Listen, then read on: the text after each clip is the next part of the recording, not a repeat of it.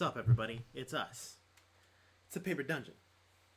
Specifically on Table Scraps. It's Thursday. I've seen a couple of stalwart people of importance in the chat today. Hello, Wander. Hello, everyone else who's here. There's so many people. I can't possibly go through all their names. Wander's just the last one that I saw. Yeah, this is Table Scraps. This is a, if you don't know already, this is a show that we have on Thursdays to talk about the game that we often play on Mondays. Didn't really have a whole lot to talk about today, so I'm not sure how long this stream will go. I have some obligatory plugs that I need to say first off.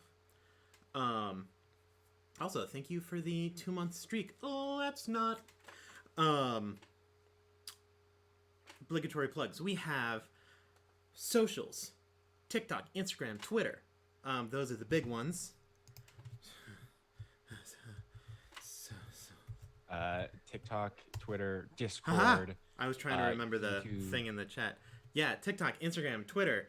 Those are great. Website. Yes, we have... I don't think the website command works because the URL needs to be updated. Oh yeah, unless Maz. We have a website. It's www.thepaperdungeon.com. We have a Discord. If you're not in the Discord, what are you doing? The Discord's awesome. We have been chatting a lot. Some good suggestions. We have incredible art in our art section. We've had a whole bunch of people like going in and playing games in the voice chats and stuff and having, it's like your own little personal stream kind of deal. It's super awesome. I felt so bad. I was even messaged last night. They were like, guys, we're going to be playing Town of Salem. Aaron, you can be there. And I was like, but I can't. I'm not at home. And the little part of me, I was about to show off so much drip on my gosh dang Town of Salem account. Right. It was going to be great. Yep. I know that they played like Among Us last night too. Yeah, they played a lot of games. So God, myself and Faye, we were being lame and playing League of Legends together. Nice. Trying to grind out some of those ranked games. Meanwhile, everyone else played Town of Salem, Among Us, and then they played, what's it called? Jack in the Box games? Jackbox games? Jackbox games. Yeah, and then they did that for like 3 hours, and then they all went home. Well, after laughing. Sad that I missed it. Other plugs that we have though, because next time we'll see. Also, thanks for the gifted sub. Whoa. 3 months of tier 1 to Maz. Woo! Okay, hold on a second. Yeah. Okay. I don't know either. I have to process the idea that Faye just gifted Maz one of our mods. Yeah. So Maz, be grateful. Let's see. We have Lydia has a store as well. LydiaCorinne.com, where you can buy our merch. One of the reasons that some of our schedule is a little bit weird is literally this Sunday, Grant and I will be flying down to South Carolina to then drive Lydia back here, and then she has to pay rent. And so you should help Lydia pay her rent by buying her merchandise and getting cool stuff for it. It's a fair trade. Either way, it's great. Let's see. So there's that. I'm sure that we have other things. We have a YouTube. If you want to catch up, this is a really good time to catch up on the main campaign that we have Monday. Check out our YouTube. It has all the episodes up until episode 70, I believe. The last one that we actually had. And you can check us out on Podbean, Spotify, yes, Apple Podcasts, all the places. Anywhere that you could listen to a podcast. Main campaign is fully up to date there as well. Sick. Drew, I'm proud of you. Thank you. You did a great job. I'm very proud of you. I try real hard. Don't we all? So, is there any other plugs that I'm missing? Normally someone just types all the things and I just have to read them out of the chat. Now my life is hard. If there is anything, I'm sure that we'll think of it eventually. Sure. First off, we have some bummer news. um, it's around our schedule change. We were planning to have, obviously today was supposed to be the trip. That's the name. A new character one shot. Spoiler. I'm just so used to calling him the name. A new character one shot for me. Obviously, that's not a thing that we're doing right now. So there's that. Basically, there was a bit of a mistake when it comes to the formation of the company, and that mistake has caused some tensions to rise in certain areas. And basically, we messed up. Don't worry, we're not going anywhere, but it will cause a delay in pretty much everything that we're doing. So, we will not be starting campaign 1, chapter 2 until at least sometime in August. We will still be doing Dungeons & Dragons stuff, but it's going to be most likely 3 one-shots at minimum. This coming Monday will be a pre-recorded one where it will be me, Drew, and Grant. Woo. I'm super excited for it. We're recording it tonight because it was like, Drew was like, hey, I'm not going to be here Monday, so can we do that? And I was like, oh, shoot, I'm not going to be here Monday. Oh, shoot, Grant's not going to be here Monday. Literally no one's here Monday. So we're just going to have to record it tonight. It's going to be great. It's okay. The current, technically future us is going to time travel and be there for Monday. Absolutely. That way current us don't have to be there Monday. Maz, I'm sorry you don't get a run stream because your subscription was donated to you. But don't worry, we will need Maz and all of our wonderful mods. Obviously, we won't be able to be there to like police the chat and make sure that a whole bunch of bots aren't showing up and ruining everything, because we're going to have to schedule it, and so who knows how many of us will actually be able to be in chat when it's being ran. So Wander, Maz, no pressure, but we're counting on you and your incredible abilities. They got it. Easy. Yes. No problem. As for the next 2 weeks, I don't know yet. I know that, Drew, you had said that you might want to run 1 or 2 one-shots. Potentially, yes. Drew, there's also the potential of Grant running a one-shot. Running a one-shot. There was also, I was talking to Grant, he was like, Aaron, I would love if you did this. I was almost considering doing it for today, but I don't have enough time to plan it. Would you be interested, Drew, in if I were to run another one-shot, it to be kind of a look into my old world? The one that you and Grant played in way back when. Yes, please. 100%. Do it. Because I would love to do it, but it would take a lot of time for me to prep, so I obviously can't do it today. I would very much enjoy this. This would give me great joy and happiness and satisfaction. Because let me tell you, it would be a little while after the last episode that we left off on, way back when. Yeah, way back in the day. Now, question. Yeah. Can I play the same character? Yeah, that's fine. Yes. Now, I will warn you, things have not gone well. I've been thinking about this for years about what has happened. I think you mentioned it to me before. Like, yeah, things aren't going well. So there's a high chance, especially if there's only 2 of you. Everyone's dead. That you may not make it through the one shot. So I'm just gonna warn you. You know, Aaron, I find it amusing that you say that, because like a couple months ago, myself and Ryan and Nathaniel did a one shot. With Nathaniel DMing, and he said the exact same thing to the two of us, because he's like, I'm going to try to kill you, and I'm just like, and we're both Ryan and I are like, bet, and sure enough, we made it out alive.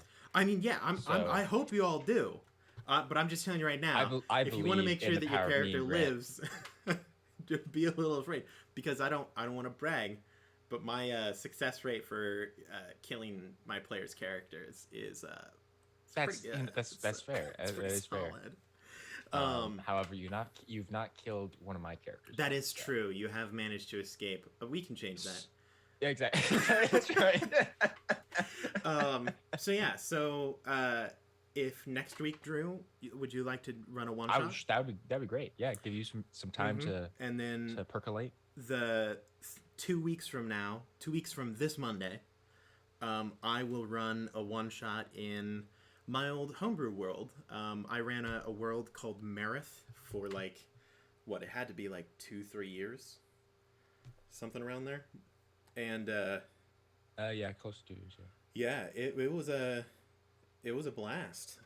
It was a lot. It was fun, and then A lot of everyone fun. went off to college and went different places, and we never really got. We Mhm. literally, the last episode we had, everyone was like, "This is the last dinner before what may be the apocalypse. We're going Pretty to much. fight God in a mech suit."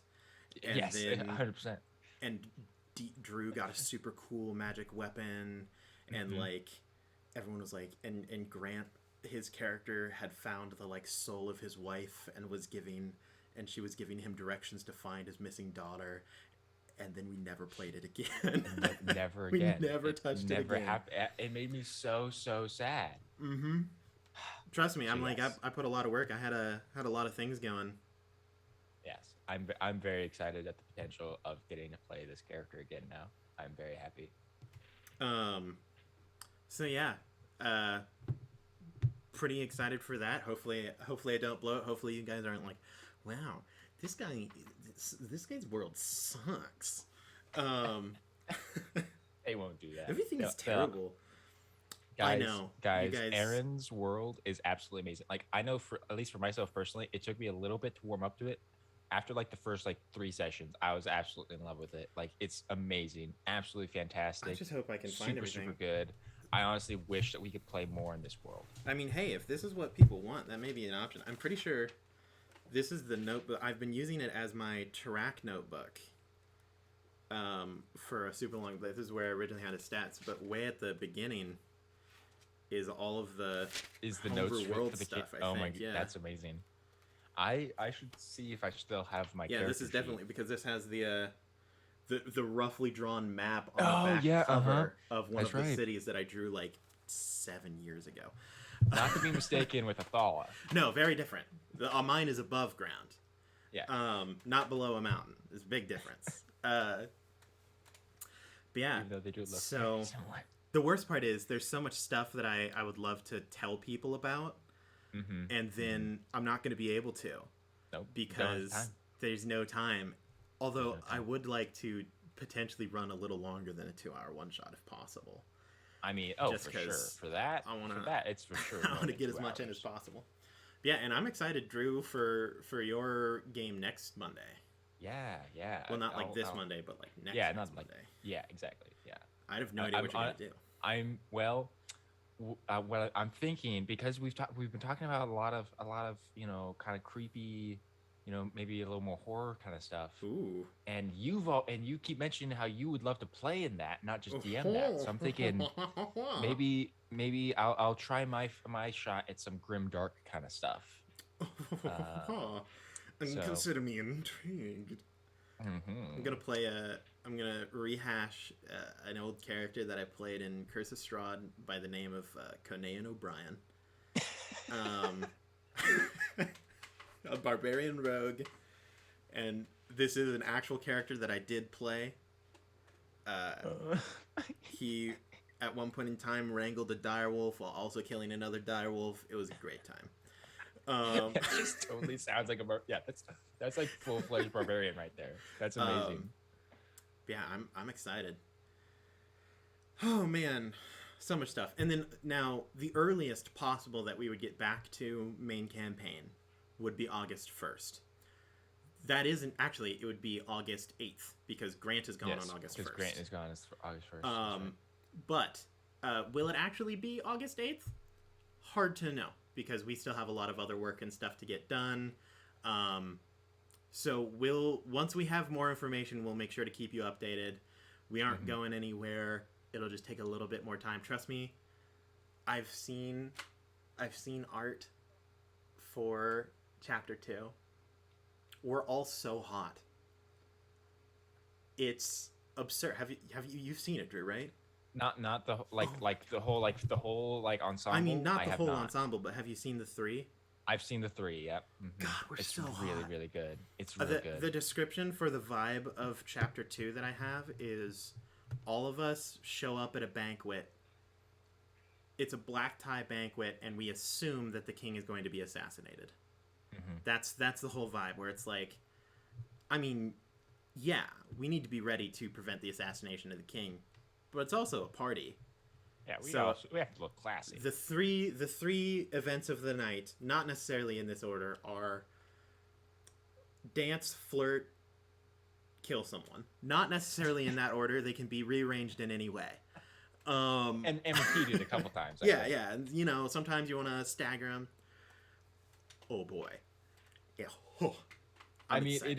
it is very true because like all with the three pieces that we have seen, Mm-hmm. like the designs are very much do kind of fit in that category of like Absolutely. very elegant, very nice designs, but also very functional. Absolutely. Yeah, I Oh man. and Aaron, I the more I think about it, the more I'm excited for your character. Oh yeah. I'm real pumped. The Like, the description. So there's also a cool thing where like in chapter 1, we're all so bright. Like colors are all like flashy and like bright purples and blues and things. And then we get to chapter 2, and it's because just we like, once had hope. we've now reached chapter 2. Times are dark. Like it's just such a dramatic drop. Um, but oh, also yes, Raiden, that is a fantastic thing that you've brought up. Thank you. Oh, that's not for your tarot card. You dropped another one. Have you seen it, Drew? I have seen it. Oh It's my very good. god. I very much like it. Yeah, Oh, I hope. it's Oh god. and actually, so funnily enough, I forgot which character it was at first because purely That because happens to so many characters. I couldn't remember if it was Grant's character or if it was DJ's Yep. character because they both played the same character almost. Like, No, no, no. One of them has a hat. Um, right, that's my bad. that's a big one. But yeah, I saw that one. I was so excited. Oh, like wait, like just now, just now, just now, just now. Wait, hold on. Hold on, Wait, what? guys. Hold the Okay, phones. live reaction. Live reaction. Yes, it happened. Oh, It happened. what? Were you Oh there? my goodness. Were you there when I was talking? I don't know if I ever said it on stream.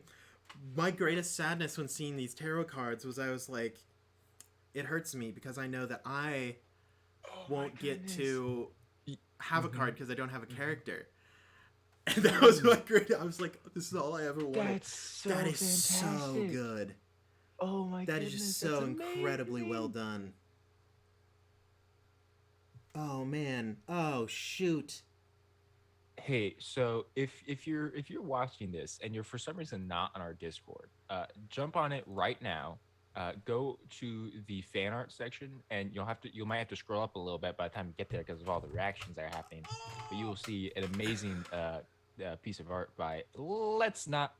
Also, Let's not. that's it's honestly really fun to say. It's really fun to say. It's, Oh man. oh man. This means so much. Uh, so I think I've mentioned it before. When we started Paper Dungeon, we all kind of had our own ideas as for how like when we'd be considered successful. Some of us were like, it's when we finally are able to say that we are fully self-sufficient, or when we're able to get a regular like paycheck from the stream. Mine was so simple, and it was accomplished in like 2 streams, so I've had to rehash it. But it's still been a constant for. I'm still just as excited as I was the first time. When we get fan art, It's like someone has we taken all- time Mhm. out of their day to draw something related to what we have made, that I'm done. I'm Yeah. finished. That's we've succeeded. Mhm. And I still get just as excited every single time. But now it's like of a thing it's like of a me. Not like me, but like of a thing that I have done. And that. So that really means a It's lot. That yeah, is it's really really cool. absolutely. I do love the fact that you can see the hat thing underneath the hood, the Uh-huh. like clip. Oh man, that's so I good. Yeah, no, 100%, dude. Like, I absolutely love this. This honestly might be my favorite. Oh man, If I'm gonna be honest, dog. I want. Hey, it's let's so not. good. If we ever get to a point where, hold on. Oh my God! Below the hands is a pile of tongues. That's so good. If we ever get to the point, Oh my goodness. if we ever get to the point where we have enough, like if like we have like the full major arcana, let's not. I would love to work with you to somehow turn this into like a physical deck of cards. Oh, I 100%, don't know dude. how we Oh my would do goodness, it, that would be so but if cool. we ever get to that point, I'm I sure would this will. love to work with you in some way to figure this out.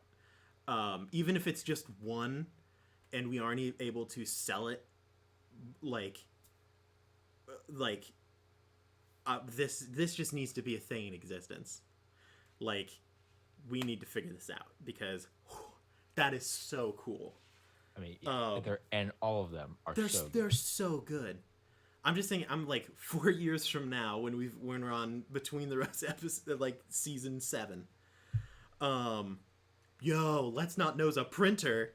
God dang, god dang. Like Already have it. season 7 when we have full things for all the stuff that's going on. I would be so. That's just such a cool. That's such and that's and it fits the vibe of the show. It's really that's really incredible. Thank you so much for your incredible art, and I look forward to more whatever you do.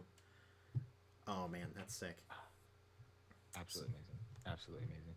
So the real question, Drew, is Mm-hmm. we've been going for 30 minutes. What do we do?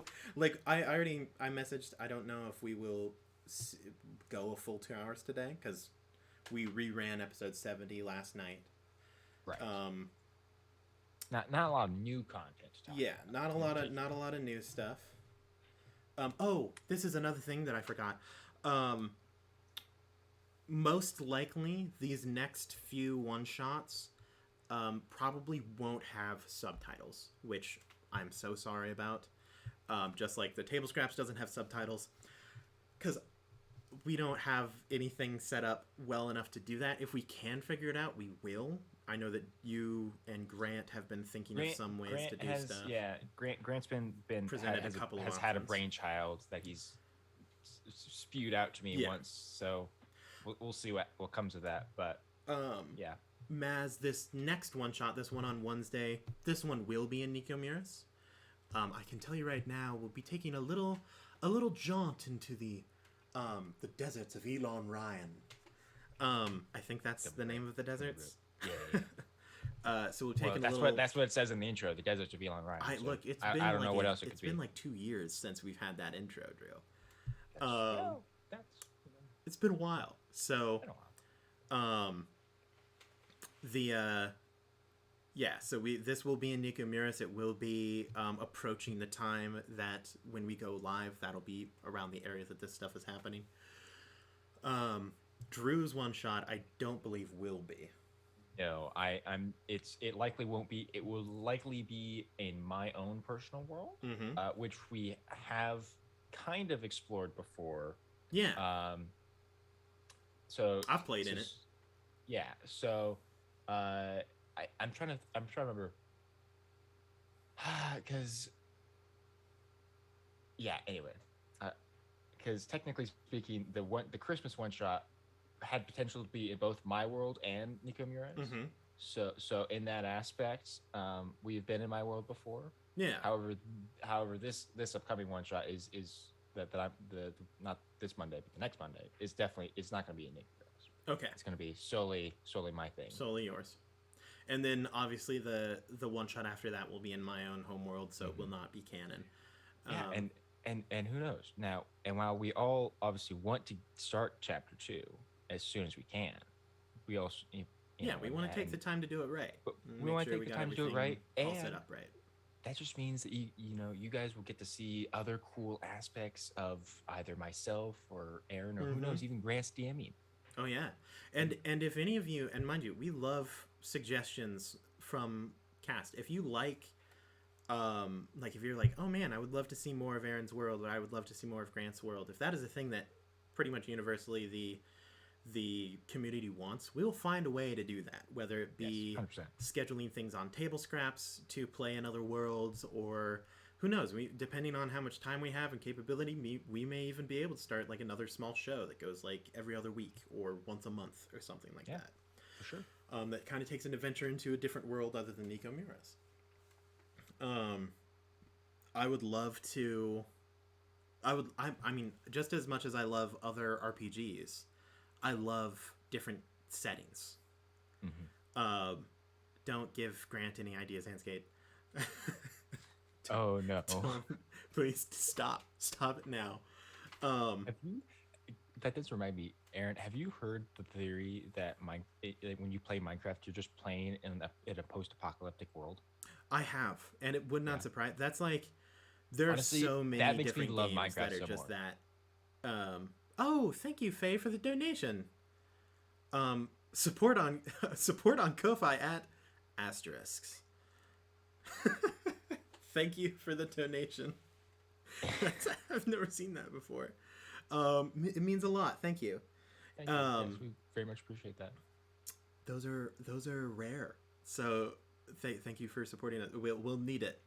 And thank you for being super cool about and not being like, I was all set up to watch the one shot and blah blah blah blah blah, or watch the things in the chapter 2, and then being super upset when that isn't a thing that we can do right now. So we appreciate your leniency with our failures. We appreciate our community and their kindness. Ooh, that's interesting, Drew. So first off, Maz, the trouble with the Candyland one shot is that I can't just do a one shot.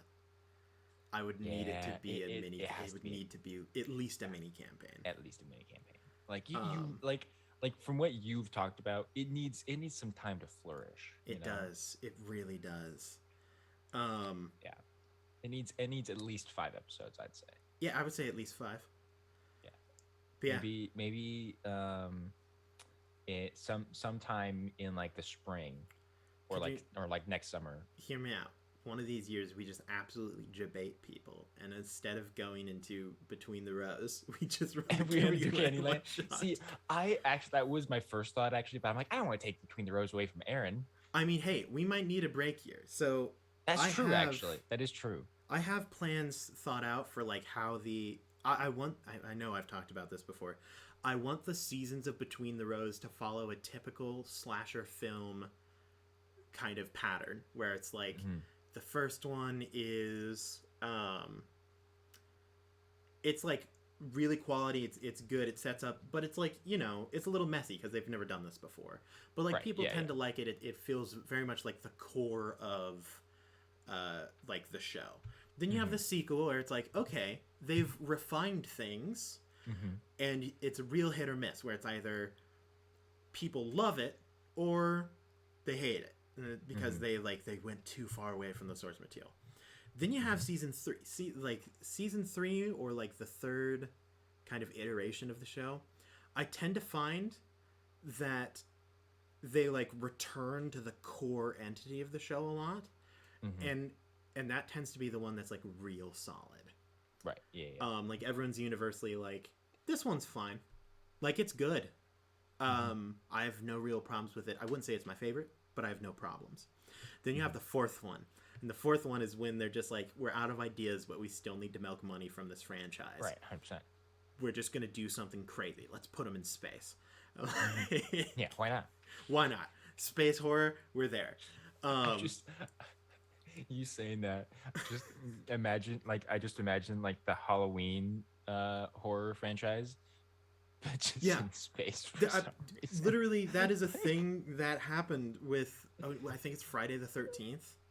Really? Yeah, it was, I think it's Friday the 13th. But they end up in space. So, fun little tidbit about horror franchises in general, don't ever, like, if don't have sex. That's at any point in time in the summer. You can't do it. Because if that, you will trigger a slasher villain. That is the thing. That is what sets off every negative time that a like the killer shows up. It's because two like teenagers have sex. He just gets really mad and starts killing people. Look, I'm just saying, shouldn't happen. But yeah, in the space one, two dumb teenagers creep down to the cryostasis area. They're like, this is a secretive place that we can have sex. And then straight up, who's the guy? He's the one who is at the bottom of the lake, and I can't remember who it is. Exactly, Maz, the horizontal tango before marriage, slasher villain shows up. But he straight up, like, punches through the Jason punches through the cryostasis pod and kills them both, and then goes on a rampage in space.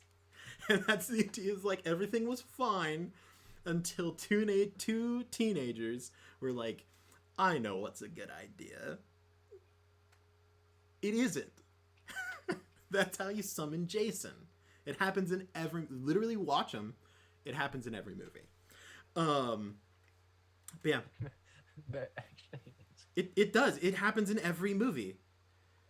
It's what sends Jason after you in every single time, is two teenagers doing the devil's tango. And then Jason's like, can't have that. You're breaking the law. Then just goes and starts ripping people's heads off. Slasher films. What is happening? Right. Oh my goodness, that's actually hilarious. But one of those, I have. This is not an unknown thing. The horror slasher genre, just abstinence is how you save yourself from slashers. Just don't doing the dirty. Don't be freaky. Save yourself till marriage. Jason won't come for you. That's right. I can get behind that. But yeah, it's so in one of those years, we might want to take a gap year, maybe before season 4, because let me tell you, Lydia, the Candyland one shot isn't going to be a happy fun time. That's the point of the Candyland miniseries, is that it's like, welcome to Candyland, a world filled with sweets and happiness, and then it's like, we are in the 7th year of the Candy War. Queen Frostine has finally taken our offensive against Lord Licorice. Like, people are dying, like, shelf date 37. It's great. I'm glad that you caught that. But let me tell you, the Candyland game that I have planned, it isn't going to be a joyous time. It will be uncovering amazing. A plot that has so far ruined the continent, surviving terrifying freaks of nature and serial killers that wield a candy axe. Like, whew, people will die. It'll be a sad time. But who's the real monster here? Is it truly the serial killer, or? Oh, okay. Here's the thing. Let's not. Crown of Candy, made by Dimension 20. First of all, fantastic. I recommend it to anyone who's looking for a good time when it comes to, like, watching a D&D show. It's legitimately incredibly well done. I love Brendan Lee Mulligan. I thought of this first. You can go to the Google Doc that I have, and I started working on a Candy one-shot literally before I was out of high school. Long time. And I have been working on this world for a long time, and I'm like, this is genius. I figured it out. We're there. And then Dimension 20 shows up, and they're like, man, it's a shame that I hacked Aaron's Google documents. Like, too bad we did it first. Liars. I've been doing this for years, and I just haven't gotten a chance to show it. I'm on to you, Dimension 20. I'm on to you, Brennan Lee Mulligan. But for real though, if Brennan sees If Brandon Lee this, Mulligan wants to if join us on our show, Brennan, if you like see this and you want to do, it's literally any like if you we can hang out, we can not hang out, we can play a game. honestly, I would be down if Down he with just showed up anything, for table so. scraps for like 10 minutes, just monologue, insulted us, Dog, and then left. Brennan, if all you wanted to do was show up and step on me, I'm in. Like, it's like I'm just saying, Brennan. Somebody's gonna clip that and like and just spam his Twitter account. Put it in out of context quotes and then send a picture of it to Brennan Lee Mulligan. Start spam messaging Brennan, being like, "Hey, there's this guy. He's a great DM. Please call me a great DM to Brennan Lee Mulligan. Really, really good player. Super nice guy. Here's this really cool fan art that we did of him. You should hang out." It's because I'd be in. It's gonna happen someday. But yeah, so there will come a time when we play in a Candyland campaign, and I'm not sure when that time will be. I would love Hasbro, reach out to me, because you currently own both Wizards of the Coast and Candyland. It is a simple step to turn Candyland into a legitimate D&D world, and I'm willing to put in the work. Could you imagine? Aaron's just adding everyone today. Could you imagine you walk into a game store on the shelf that has all of the D&D books? One of them, it just says Candyland D&D 5e. Professionally made. It's just perfect. You pull it out. Great. And then on the bottom it just says written by Chris Perkins, co-write Aaron Kleberad. Honestly, dream come true right there. That'd be amazing. I would cry. That's the day I die. I don't even get to play it. I just die. And then someone's like, "Hey, just so you know, Brennan Lee Mulligan is running a D&D sponsored game of Candyland. We would love if one of the writers could show up." And I rise from the grave. I dig my way out of the ground. I reconstitute the ashes after I was cremated, and I'm like, "I will play in your game." That would correct. That's my real dream. And then as soon as the game is over, you just immediately turn into ashes again. They're like, "Oh, someone bring a vacuum." Brennan's like, "Oh, this guy hated that one." But yeah, I'm excited. I've got so many. I've got classes, races, spells figured out for Candyland, subclasses, all sorts of things, weapons, armor. So much work, so little time. But one day you'll see it. Well, that officially lasted us another 15 minutes. I know, Maz. I know. Maybe one day. What are we going to do for another, hour? Or we don't have to go for a whole nother hour. If we have to quit early, we can quit early. I mean, this is acceptable. There was a question I had.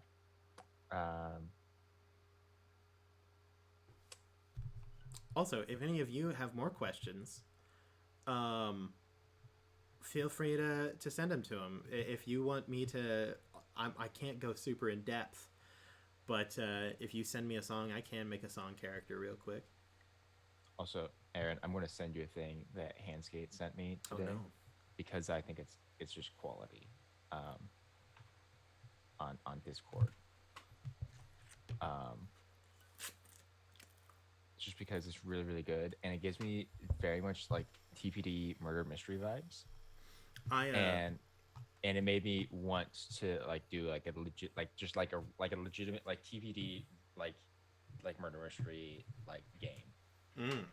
Like we've kind of done that in the past, like the Yellow Sign one shot obviously was a bit of that, and then even the second season of Between the Roses was kind of like that too. but made me like really want to play like just do a tabletop game that is like full on like murder mystery. Like all of us just like getting together and doing that. I think that'd be a lot of fun. I think that'd be really good. And this would be the thumbnail that we use. Ooh. You Consider me should see it on interested. you should see it on Discord. I think. I shall await your Discord massage. Your Messagi. Masagiu. Yeah. Masigwe. Okay. Hold on. I gotta do a read. Drew, still for time. Anyway, so guys, how are you guys doing? You guys all having a good day so far? Hopefully you guys are enjoying yourselves. Um, if you guys were in a murder mystery scenario, do you think you'd make it out alive? Absolutely not. I die in the first 10 minutes. Well, we have Aaron's answer. I'm not that fast of a runner. Does the chat have answers? I just hope that I would go out like the guy in the boxer against Jason, who Jason walks up and he's like, "No, I'm a heavyweight boxer. I'll fight." And then he just gets his head punched off. Oof. Like that's how I hope that I go. That's how you want to go? Yeah, I thought you wanted to become the Monopoly Man serial killer. Look, I mean, if I'm the slasher, it's a different story. Oh, but okay. if I am the victim in a slasher film, no, I'm like one of the first ones that goes, and I can only hope that it's not just because I get like he like walks up behind me and I don't notice him, and then I get like my spine ripped out of my back. I hope that it's like I'm at least facing the enemy. And I'm like, well, if I'm gonna die, I'm at least gonna try to punch him. Then I punch him, my hands breaks, and then just slaps my head off. You're like, see, this is how I feel like it would go down. Like personally speaking, like you wouldn't be the first to die. You'd be like the second or third, because most like it's gonna be like the murder, like they kill off the first person, and you and you being yourself are like, okay, I'm trying to put things together based off of who was where and doing what, who might be. Oh yeah, is this like a Clue situation? Because that's a different story. Well, I don't know. It's a murder mystery. You're trying to figure out who the murderer is, right? Yeah, I suppose murder mystery that might change some things. And then like the second death happens, and like after that point, like because Aaron is the biggest brain, he's already figured out who it is, and he walks up, he confronts the person, and it's just like, that I know. So are we gonna do this now? And the two of you just square off, and like old Western style. You have your hands resting above your hips with your non-existent Colt 6 count. Your Colt. Yeah, exactly. Your with a big revolver on his hip. And then you just like charge each other, and he just guts you. So as answer to your question of not, it's not a question but a suggestion on song, with the song Wonderwall, I have done literally no thought into this, but the answer is wizard, and then you take every single wall spell, and that's the only answer that I can think honestly, of. Yeah, and that includes pass wall. Yes, so that is an absolute requirement. Any spells that has the term wall in it. Which, let me tell you, that means you've got wind wall, wall of water, wall of thorns, wall of stone, wall of sand, wall of light, wall of ice, wall of force, wall of fire, prismatic wall, and pass wall. And I'm pretty sure that I think now it might be wall of thorns. You might have to figure out some way to do it because only druids can cast that. Well, but what level is Wall of Thorns? It's 6th level, but if you just take one level into druid, it opens access to the druid spell list, and you still will be able to get 9th level spells. Okay, yeah. So I'm pretty sure there might be a couple other that, as long as you don't take too many dips, you should be able to get all of them, I think. Like, and a lot of them are just wizard spells, so I'm gonna say that. I don't know what type of wizard. Probably like abjuration. What type of spells are wall spells? Are they normally evocation? Conjuration, I believe. Conjuration? Maybe a conjuration wizard then. How about that? Transmutation, abjuration. Oh, there's a whole bunch of them. A lot of them are evocation. Evocation is the main one. Transmutation is pass wall. Abjuration is prismatic wall. And then you have conjuration as wall of thorns. But every other one is evocation. That feels very weird to me. It does. Well, yeah. I mean, to be fair, the other ones are like wall of fire, ice, light, sand. I don't understand how that one's evocation. Same with wall of stone, but like I can understand the like elemental ones being evocation. Yeah, I suppose. I mean, because since you're technically with conjuration, typically you're just like using magic to create something new. Yeah. Like just, and not necessarily versus like evocation. You just see, but the thing is, like typically, like even then, I feel like because like evocation, well, I mean. Yeah, it's weird. I would have to look at the definitions for the I'd have to like refresh my brain. I saw an interesting video, and this relates to Dungeons and Dragons, Drew. I would like to know your and the chat's thoughts on it. What if warlocks used intelligence instead of charisma?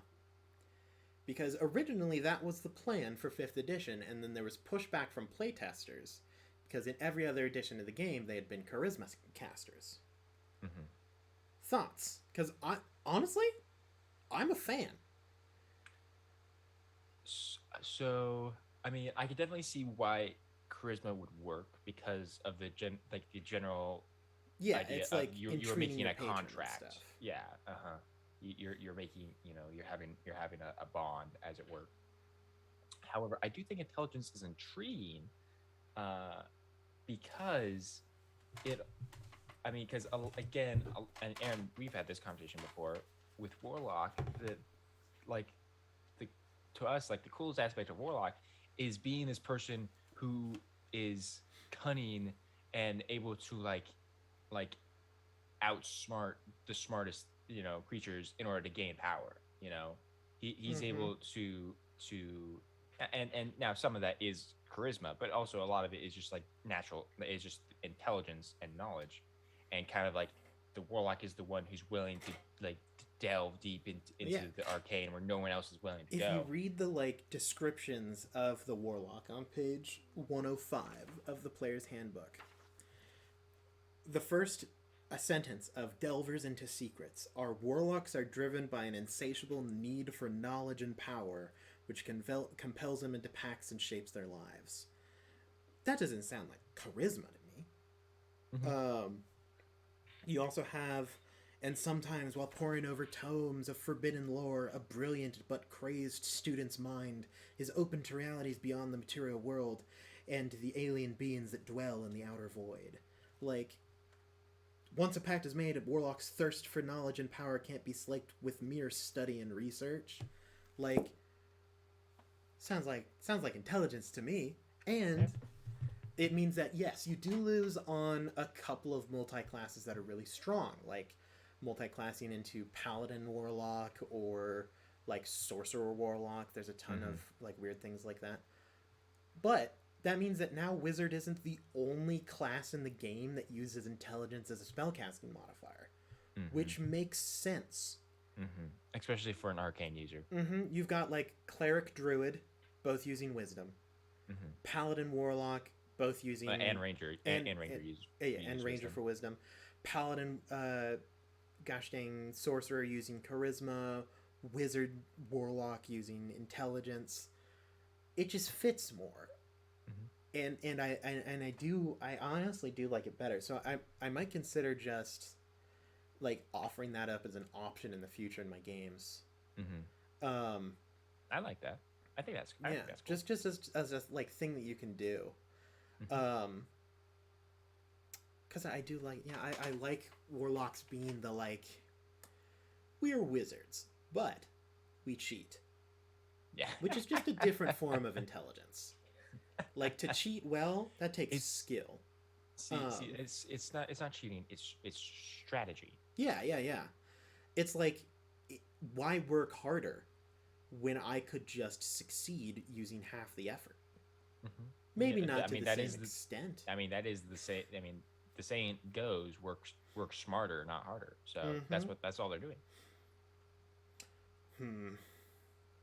I actually really like this. This makes me like appreciate Warlock so much more. Well, and there's got to be like some cool things that you can do, being able to easier multi-class wizard warlock as well. Hmm. Because like a lot of the problem with wizard is your last couple of levels in wizard aren't that good, but they're also like, what else would I multi-class into? Right. Um, Right. the easiest answer is like fighter, but that kind of, a lot of wizards can't even multi-class into fighter, and if you did, you don't actually gain anything except for action surge. Right. But multi-classing into warlock does give you a couple of options, Sure. some cool little things. You get Be like, some interesting thing. yeah, some like evocation or invocations and some of the things like that. It's pretty interesting. Yeah, I definitely think like Warlock Wizard. I think personally speaking is one of my favorite like potential like multi classes because of the invocations. Mm-hmm. They're super Um, cool. they're really good, and the idea that you could have a Warlock that uses intelligence too Pretty sick. makes it even better. Makes it a lot better. And both intelligence and charisma are not super used saving throws a lot of the time. So like Mm-hmm. taking away the proficiency in charisma saving throws to instead have it be in intelligence really doesn't change a lot. Mm-hmm. Um, Yeah. Plus like I personally so something that always that this is something that always bugged me about like arcane spellcasters is the fact that in base D&D you have bard, sorcerer, and warlock who are all arcane spellcasters mm-hmm. and who use All charisma. of them use. Oh yeah, bard, not paladin, because paladin is a half caster. So bard, I mean, yeah, sorcerer are the paladin charisma does ones. use charisma, but yes, But it's in the same category as ranger, where it's like, yeah, they use wisdom, but yeah, are they really a spellcaster? yeah, that's fair. Totally forgot about bard. Versus and even though like arcane magic is supposed to be based in intelligence. Mm-hmm. And it's like, and that's the other thing where it's like, oh, goodbye. Wow, double gosh dang bots show up at the same time. Wow. Artificer uses intelligence, but once again, they only get up to 5th level spells. So that adds in your half caster for that ability, where you have ranger for wisdom, artificer for intelligence, and then paladin for charisma. But you're still missing another intelligence based caster, and charisma has 3. Plus, how many years did it take for Artificer to be officially released? Mm-hmm. Like Took a long time. long time. And that means that you're easier able to multi-class artificer into warlock and stuff like that. That's even cooler, because then you have your sick magic items and a patron with the invocations and stuff. Yeah, 100%. Yes, please. Yeah, no. I think. Ooh, Aaron, I might. Ooh. This gives me ideas for certain character stuff. For a particular Oh yeah. season of Deep Between in the the Rows. future. Deep in the future. And by that I mean like potentially 2 months. Who knows? Anyway, Source we'll fitting more discuss. intelligence than warlocks. That is an interesting question, because to be fair, most classes you could think of it as intelligence. I do like sorcerers as charisma, because I view charisma as the embodiment of will, where it's like your presence and existence in a room. Yeah. So I like sorcerer having charisma as a spellcasting modifier, because it's like they're born with it. Yeah, they know how to use it, but the stronger you know who you are, the stronger your magic becomes. And that's kind of how I view charisma. Yeah, and it's supposed to be like sorcerer's whole thing is that they're unique. Yeah. That they can just do magic. They're like, it's just innate "No, with yes. them, you know. Magic. And the wizard's like, why? And he's like, I just wiggle my fingers and magic comes out. And the wizard's like, that's not how it's supposed to work. And the guy's like, but it is. I don't know what to tell you, bud. I'm so sorry. I just now realized there's actually a really you could make a really funny meme out of this. With I'm going to really nerd out here for a second. With the sorcerer wizard, like that same like the meme with that, and Obi-Wan Kenobi and Anakin from Star Wars, because Anakin in this scenario is the equivalent to a sorcerer, and Obi-Wan is the equivalent to a wizard, because Obi-Wan, well, becoming very strong in the Force later in his life, actually had little to no connection with the Force when he first joined the Jedi. Struggle. Which is he really had to work for it to eventually get to the point that he was like, I'm like master. Dang right? sick. Which so literally, I'm just thinking to myself, somebody could totally make that make that meme of like a wizard and Obi-Wan just hanging out in the bar, just like, oh yeah, so your friend does this too? Yeah, it's super annoying. Yeah, what the crap? I was thinking that you were going to go with I can't remember which show it is, but it was something along the lines of like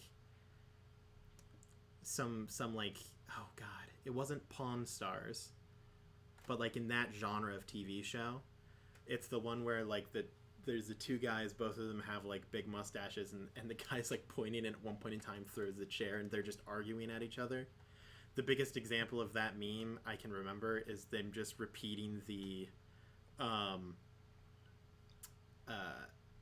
is the like, oh my god, what's the name of the guy who wrote all the plays? Old guy, European. Oh, shoot! Now I'm blinking at you. Like, you bite your thumb at me, sir? Yeah. Do you quarrel? And they just Shakespeare. Yes. Shakespeare. That like conversation in Romeo and Juliet, where the person's like, "Do you bite your thumb at me, sir?" "Nay, sir, I do bite my thumb, but not at you, sir." And they just put that onto the meme. Brilliant. Possible balance to make a subclass, to make a half caster a full caster, because there are classes to take martial classes to half caster. Like, I think that's a super cool idea. It is more difficult because, like, in general, late level being a caster is just going to be stronger than being a martial character. You have a lot more options and capabilities. Certain aspects you'll be weaker as a full caster compared to like a martial caster or a martial anything. But in general, adding magic to a class makes them way stronger. Yeah. So, because it's the basic argument is, at 20th level, what would you rather have, a 20th level fighter or a 20th level wizard who can cast a wish spell? Yeah. Right? Like, or any 9th level spell, or 8th level spell, or 7th level spell. And it's a weird thing, because if you take a half caster and you turn them into a full caster, then the few weaknesses that a full caster has are basically erased, where it's like you can still have really good armor, you can still have really like be completely proficient in weapons and stuff. But if you take a full caster to kind of half caster status, or like turning a martial into a half caster, it adds strength, but you still don't have all of the main benefits. Where it's like, even if you multi-class a full caster into a martial class, you don't gain proficiency in heavy armor. You at most get into medium,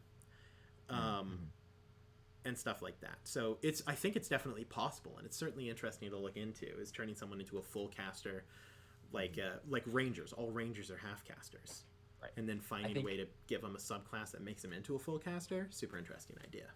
I think the interesting thing with that, and then really the tricky part of it, because like obviously like the first two that come to mind is ranger or paladin. A subclass that would turn them into a full caster, but doesn't just make them like a druid or a cleric. Yeah, pretty tough. That's kind of the tough part, because that's kind of like, in a weird way, that's kind of the roles that they all kind of fit with each other, as just like a ranger is just a martial druid, and a paladin is just a martial cleric. Like, that's like obviously being very crude with it, but that's more or less kind of the roles they fit. Yeah, absolutely.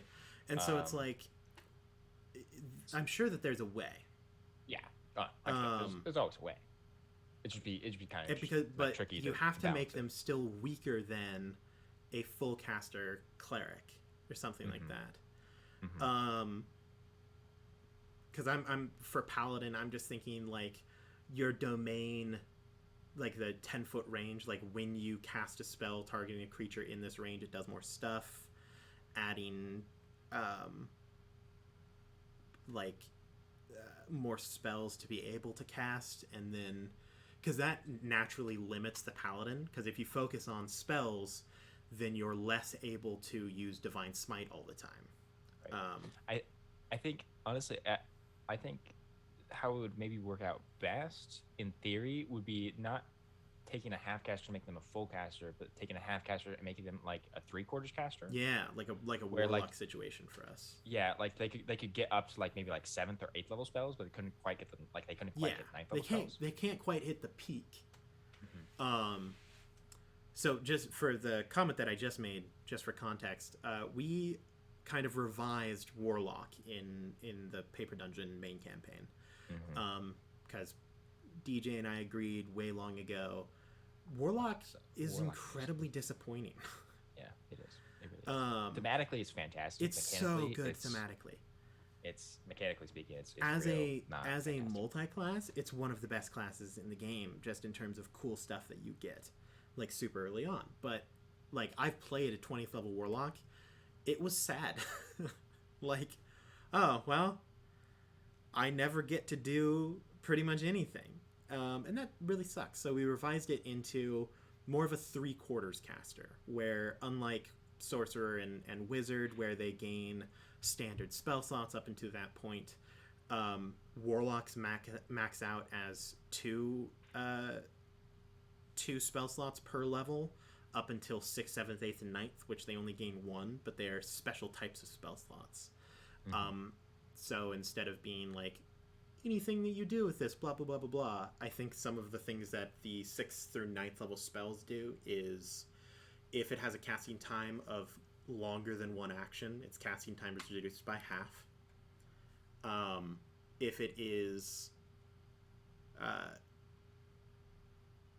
like material components for ritual spells or something like that are reduced or nullified and stuff like that.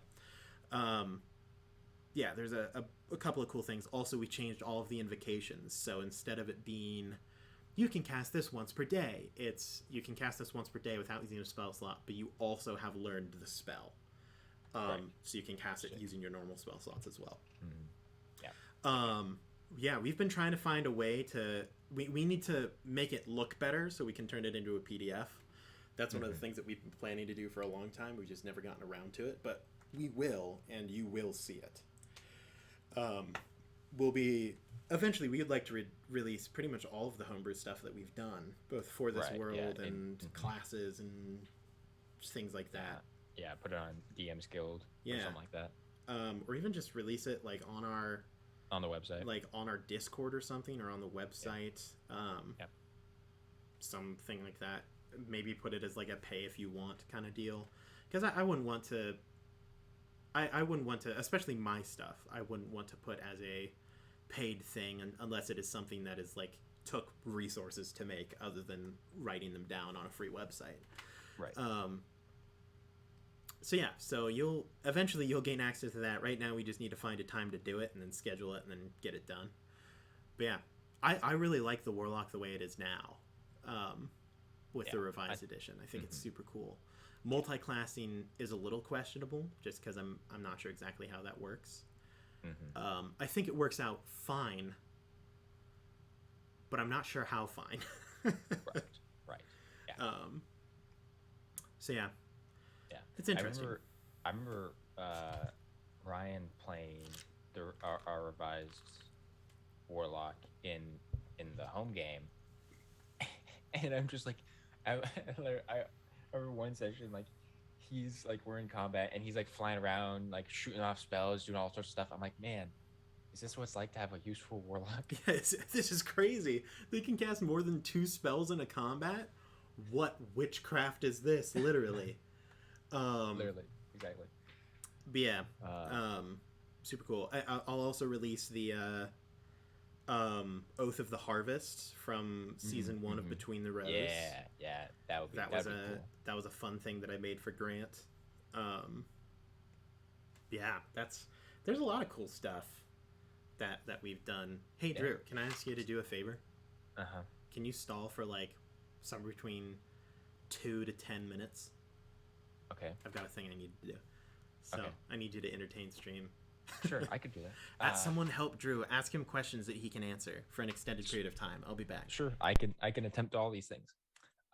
So although it is kind of fun talking about some of the homebrew stuff, because speaking of like some of the homebrew stuff that Aaron has released, I know I would like to someday release the Oath of Destiny stuff that I have, because it's really really cool. Like I personally speaking, I love the subclass, uh, and I think it's a lot of fun to play. Um, and it's really really cool. Also, Maz, yes, we can do that. We can at some point today play, assuming that I have time. I also need to pack and do laundry for my trip. Uh, so we'll see what the timing is of everything. But that is a thing I'm sure we can find time to do. Um, yeah. What other things can we talk about, guys? Also, Hans, I did see your message and I appreciate your assistance. Aaron and I will likely be in contact with you about this. Um, let's see. I'm playing a paladin in Lydia's campaign. I have no clue what oath to take yet. Well, there's Pella, edit, have whatever you prefer while you're in chat. I don't know. Um, there's some really really cool stuff. Personally speaking, some of my favorites. I mean, Oath of Destiny is fantastic, like I just said. Or personally speaking, I think Oath of Conquest is really cool. It's also like is really metal and kind of dark, and so like it really depends on the campaign and how lenient your DM is for you to kind of like bend the rules of like conquest, you know. So you'll see. Um, Otherwise, like with Vengeance is always kind of a default by people because it's like it's the most well well a lot of people say it's cringe because it's the edgy one, but I see nothing wrong with Oath of Vengeance personally. I think Oath of Vengeance is also kind of cool. Let's see, Drew, Lydia, is there a question you have for me? Are you gonna put it in chat? Are you gonna send me a message? What's going on here?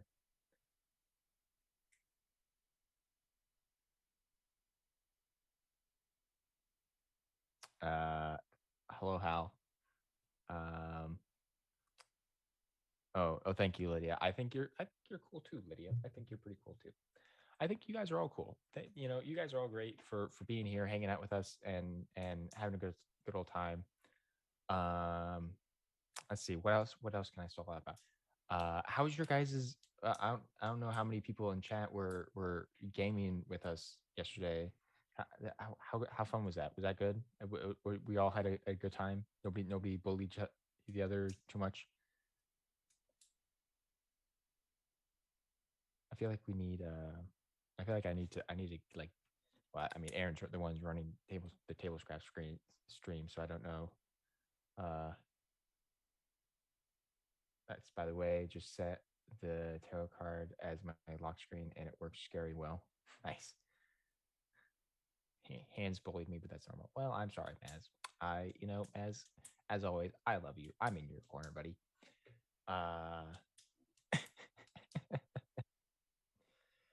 Uh, what other things are there any things that you guys want us to do in the next couple weeks for like one shots and stuff? Any other things you want us to explore and do? Obviously, so I mentioned so again, if somebody is for the people who weren't here necessarily at the beginning of stream, this upcoming Monday we're doing a pre-recorded one shot with myself, Aaron, DMing or Aaron DMing with myself and Grant playing. It is going to be in the world of Nikomuras in the deserts of Elon Ryun. The only reason I know that Elon Ryan is a desert is because of our intro. So that is happening. And then the following week, I'm DMing something. Not quite sure entirely what's going to happen yet. However, likely going to be something kind of grim dark. And then the week following that could be a couple different things, depending. It might be something DM'd by Grant, or well, let's see. I'm trying to let's see. What's the timeline again? So let's see. I got it here. Give me a second here, chat. I got to pull out a calendar. So Next week is the 11th and the 18th and the 25th, and then Grant's gone the first. So Grant can't. So then in theory, we could do like next week is Aaron DMing something. The week following is myself, and then the 25th could be something DM'd by Grant, and then the first could be the one shot mentioned by Aaron. In his homebrew world. Who knows? So keep an eye out for that. Let's see. Maz says would love another one shot with Fleshka. Dude, I also would love another one shot with Fleshka. Fleshka's great. Who knows? Maybe you'll see him or a version of him in my one shot. Dark/Darkness timeline version of your characters in a one shot. Ooh, a dark timeline one shot. That would be kind of interesting. Still dead. I feel. No. Aaron, the dark timeline for Trek is that everyone else died and he's the one who lived. Hey, just so you know, this is completely off topic. Just May, I know I messaged it. I was watching you guys while I was doing stuff. Also made the tarot card my lock screen. Oh yes, it fits phone lock screens and backgrounds unreasonably well. Mm-hmm. Not sure if anyone noticed that. Works really well. I might change it to crowbars. That's like really. I hope that you don't mind. Let's not, if you're still here, that I've pirated your art to use as my lock screen. I will remove it if you do. But I was like, yo, this is sick. I wonder if it'll fit as a lock screen. Oh, nice. But yeah, so let's see. But dark time. What would that look like? Okay, if we did a dark timeline. I mean, it would definitely. I feel like it would definitely have to be like, if it was like true dark timeline for each individual character, it would have to be like a multiverse kind of thing, where like the darkest timeline for Tarak is like everyone in the party dies. Well, I think that Tarak. I think that minimum Tarak in that timeline, he is a paladin. I think he's Tarak went Oathbreaker. I think Tarak is a rogue in the alternate timeline. So specifically, he's the rogue. It's the so there's the Inquisitive. What's the like counterpart to Inquisitive for rogue? Oh, the Mastermind. Yeah. He's a Mastermind rogue. So instead of like taking damage from other people, he just gives it to someone else instead of him getting hit. Mm-hmm. Oh boy. Yeah, that would be interesting. So, like, let's see. So, if we had this, feels like alternate, so we're gonna have Fate's Gambit, we're gonna have Destiny's Gamble, and we're gonna have what's another synonym for Fate? Oh, geez, Fate, Destiny. Hold on. Let me go to the internet. Fate synonyms. Because so how it is an interesting thing, because there's a couple different directions that a darkest timeline Cather could go, because there's one where he goes like full Oathbreaker and like just becomes this super edgelord, right? That is a potential for darkest timeline Cather. That was almost this timeline Cather. That was almost this timeline Cather. Providence. Providence's bet, I guess, is a thing. Sure. We need another word for like gamble or. All right, I'll let you handle this, Aaron. But there's also potential that darkest timeline Cather is just Cather still as Providence's wager. There you go, Providence or Fortune's wager. I kind of like Fortune's wager better. Ooh, I do like that. Destiny's Gamble, Fate's Gambit, and Fortune's wager. Fortune's wager. Yep.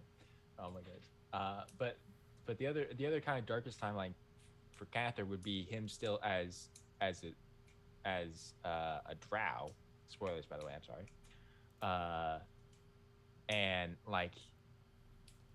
And still being like just the ever become scumbag. Cather. Yeah, just being just the worst person, and like just being like this horrible prison guard who just is super like overly abusive to prisoners and stuff. Doesn't know anything about the whole. He never leaves the Underdark, so he never leaves the Underdark. He's just like meh. Got some prisoners to beat up today. That's my job. That's who I am. Hello, Edward's already in the darkest timeline. Honestly, yes, this is Edward Stark's timeline. Because This, Edward's good timeline is he just lives a happily ever after life in Athala. yeah, like nothing goes wrong. He's just like, Mm-hmm. my parents aren't evil. Nice. So yeah, no. Meanwhile, in this timeline, his dad is an evil was an evil wizard. His mom is an alcoholic. Well, I mean, she's getting better. She's getting She's better. shown improvement in the last several episodes. That's fair. That's fair. Yeah, that's fair. And then and his city and country have been ravaged by darkness. And his cousin's dead. And his cousin's dead. That's right. So, oh geez. So hear me out. What would you think if Edward's dad had a redemption arc? If Edward's dad had a redemption arc. Yeah, where it's like we get to a point in time in the main campaign and we're like, oh my, is this going to be like someone like who can do this thing? And Edward's like my father in this could, and he's in this darkest timeline? No, I'm just saying in general. I'm saying like main campaign. What if Edward's dad had a redemption arc? Is Edward's dad still alive? Let's assume that he is. Let's assume that he is. Okay. We haven't had any confirmation as to whether or not he is. Let's assume that Edward's dad made it out, but is like still alive? he went the full Zuko route, where like he spent time in prison, and like when the like army shows up and kills the guy who hired us, he like breaks out, but he's like, I'm not going back to those people. I need to find my son, who has shown me the right way, and I need to help him. And he shows up, and he's like, Fate's Gambit, I think that's what your name is. Let me help you. Like, I know how to help you. Please let me try to redeem myself in any way, shape, or form. That'd be interesting. It's a plotline. I'm telling you, it could happen. I'm glad that you're open to it because I think it would be pretty cool. I think it would be cool. What actually would be more interesting is if he knew your character. I just kill him on sight. Not dealing with this. Nope. My next character is going to be Jim Bob McGee, serial killer of the South County Lions. I kill people on sight. That's my thing. that's my gimmick. You see a person and wham, dead. I normally wear a blindfold, just so that way I never have to see anyone. That's right. Oh man, that's Jim funny. Bob McGee, the serial killer, is definitely an NPC in one of my games in the future. Is he the cousin of Nikolai? No, Nikolai is way too classy for that. Oh, okay. He's a professional. Yeah, that's right. My bad. Never link him in with the likes of that. That's why it's actually his third cousin twice removed. Yeah, like, oof. It's better to just say we're not related. Oh man, I'm excited. I think we're gonna do some cool stuff in the next coming little bit. Yeah, I'm excited. It'll be. It's a little disappointing that we can't play. Chapter 2 is soon, but right. But there's still some real cool stuff on the horizon. Mm-hmm. And in not too long, look forward to Between the Rows. Get to do some cool stuff with that. Mm-hmm. We should probably start recording Between the Rows sometime in August. Yes. So that way we can start releasing it, and it's all done up and pretty by mid-September. So that way we end it right around Halloween. Yeah. 100%. This is Halloween. This is Halloween. Everybody scream. Is each Between the Rows different each year? Yes and no. They're all connected in some way, shape, or form. Whether it be through character relation or story. Second season's my favorite, personally. But they are not... They can be independently watched. So it's like there shouldn't be a whole lot of interlap, but you will see links to other ones. Like Season 1 and Season 2, up until around the last episode, it would be hard to know that these were even remotely related. Right. Season 3 will have more tie-in with Season 1 and Season 2, but it should still be wholly consumable by itself. So don't be too concerned if you can't watch all of it. But if you want to understand the cool tarot cards that are in the fan art section, then you'll need to watch at least season 1. Yeah, yeah. It's basically like each season is connected in the sense of like there's like fun little Easter eggs, more or less, you know, kind of sprinkled in. But for the most part, each story is wholly its own thing. Yeah. There's nothing there's nothing critical about the story that is referenced from a previous season. Yes. So yeah, so more work for you, Faye. Sorry about that. Yeah, I do think that they are some of our best side content that we have. Oh yeah. Sure. Not to toot my own horn or anything, but I'm pretty proud of them. Yes. I think they're pretty Between good. the Rows, aside from the main campaign, and really even depending on when you're talking in the timeline, I think Between the Rows is definitely the best content we have other than the main campaign. Yeah, I mean, to be fair, if we're talking pirate arc, best content that we've ever made. That's right. Well, that's kind of what I was getting at. Is depending on because the main campaign, unfortunately, has fluctuated a little bit. Now, granted, that's kind of natural. I mean, yeah. For a story that's being told, especially in this kind of format, like especially when like personal life kind of gets in the way sometimes. Between the Rows, season 17, Between the Waves, the pirate campaign. Oh my goodness, Between the Waves. Oh, that's really, really good, actually. That would be actually a lot of fun. Hey, I'm down to do Between the Rows as long as people are willing to tune into it. Mm-hmm. I mean, I already know this season, the next season, and the season after. This season is Sins of the Father. The season after it is Original Sin, and the season after that is Darkness Between Stars. Because we're going to space, buddy. We're going to space. I think Sins of the Father and Original Sin are gonna be, honestly, I already think there's gonna be some of my favorites Between the Rows content. Oh, yeah. And just content are like story content in general, purely for the aspect that those are going to be the two like that are the most connected and like the most like, oh my god, that's what this means. Oh my god. It's gonna be. I'm excited because this coming season you will be solving the problem that you will cause in the season after. You're getting sequel prequeled. It's honestly, I love that. Personally speaking, I absolutely dig that. I'm a big fan. And then you go to space. I'm not sure how that connects in, but we're going to space. Darkness Between Stars is 100%. Way too cool to pass up. Yeah. Oh no, they're in space, Liv. I don't know time or space or anything, but they're in space. Have you know like the story like with all the COD zombie like stuff, where they're in space, where like at first it's somewhat normal because it's just like, oh yeah, it's just Nazi zombies like post World War II and pretty like these people like stuck in like this really like kind of destroyed like laboratory place, right? Pretty typical. And like slowly builds up, and eventually like by like the third or fourth like game they're in space for some reason. Yeah, because absolutely. Like teleportation exists. We're going like, the Call of like, Duty route like, for on Between the Rows, except hopefully we don't get bad. Yeah, exactly. Hopefully. But yeah, I'm excited. And then who knows what happens after Darkness Between Stars. Yeah. After that, I can go anywhere. I can go any place. I know that this coming season will be using 5th edition with some modified things.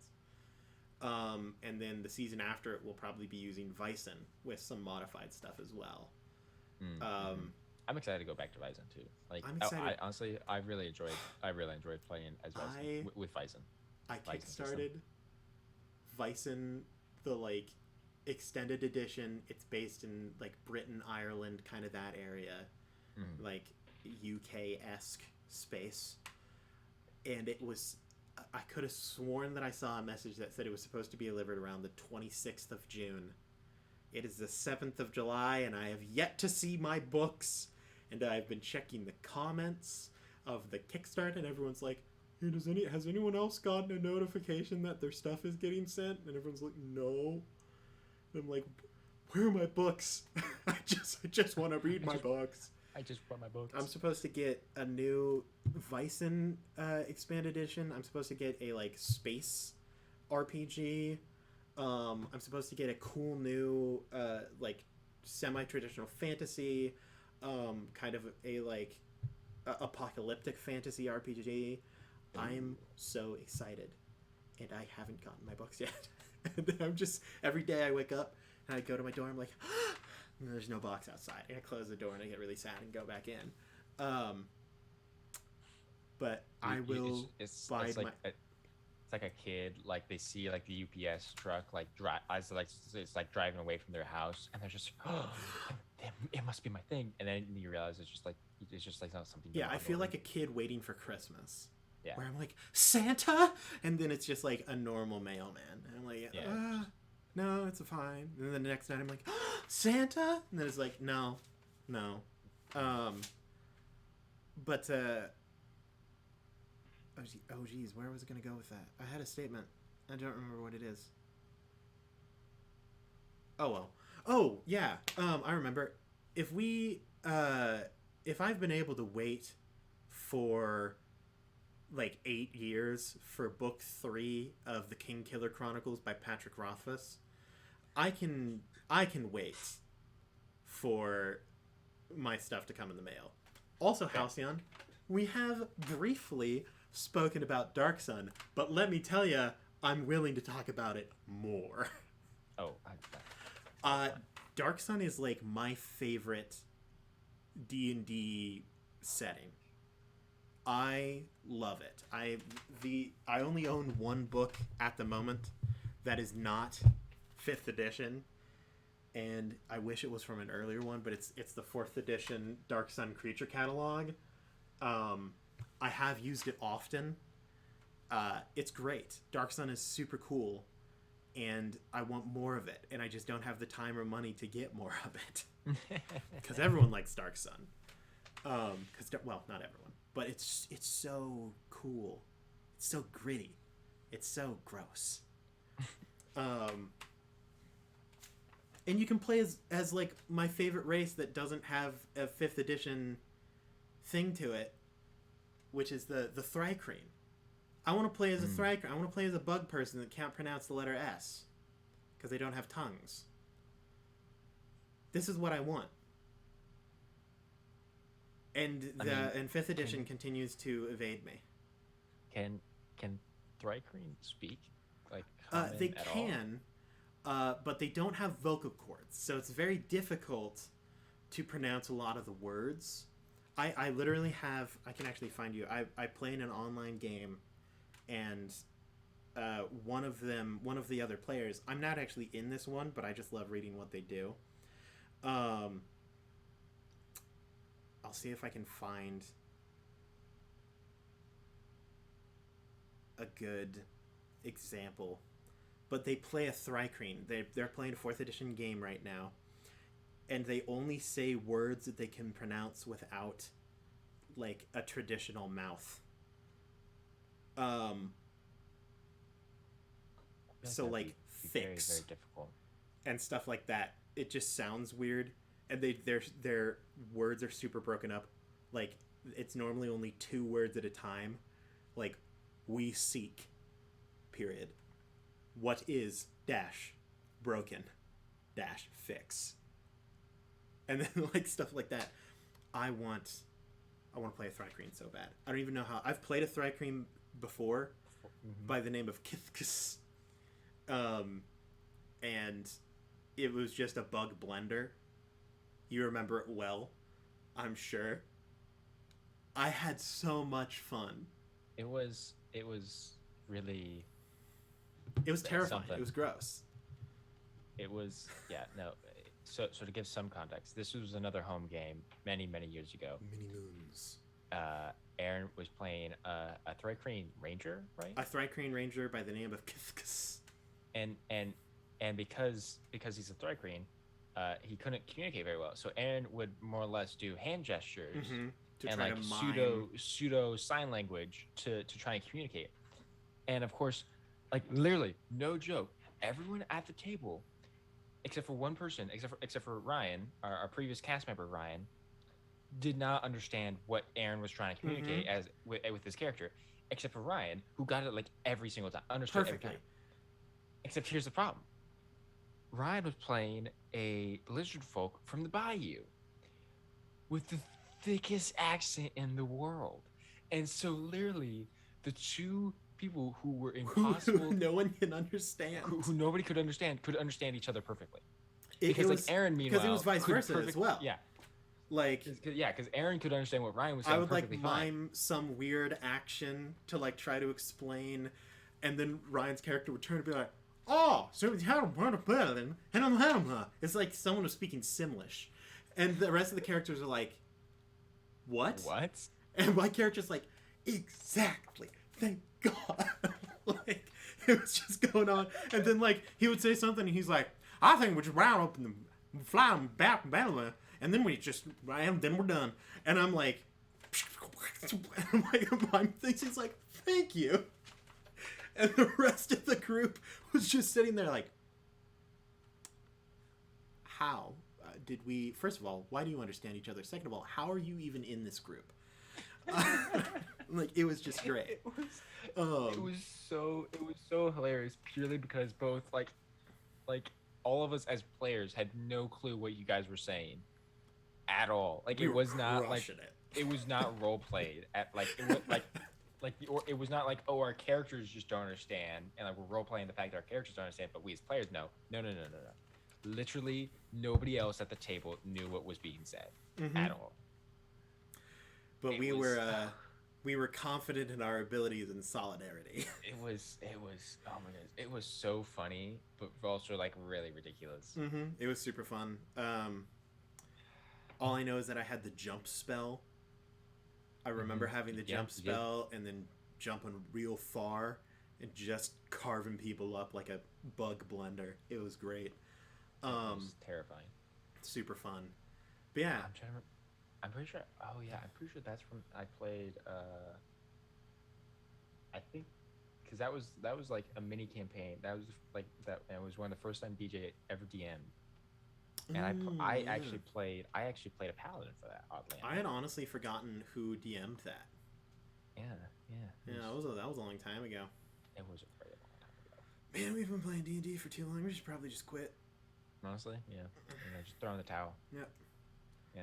Just leave, never return. Just disappear off the internet. Well, I mean, let's not go that far. I'd like to start solo streaming eventually. Okay. Well, yes, that's true, Aaron. You can disappear off the internet, but how are you going to play League of Legends?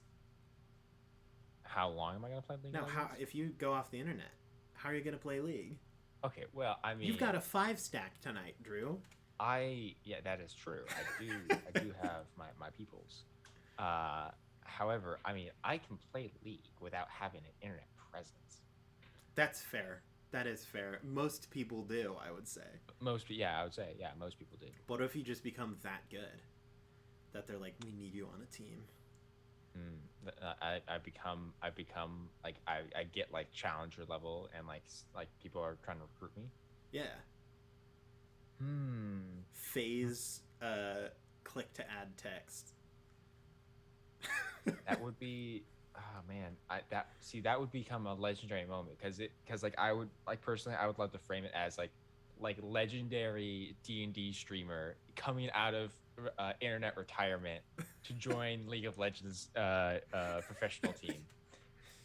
I would love if all of us somehow found some weird professional video game team, like, and Lydia's was just like Webkins or something like that.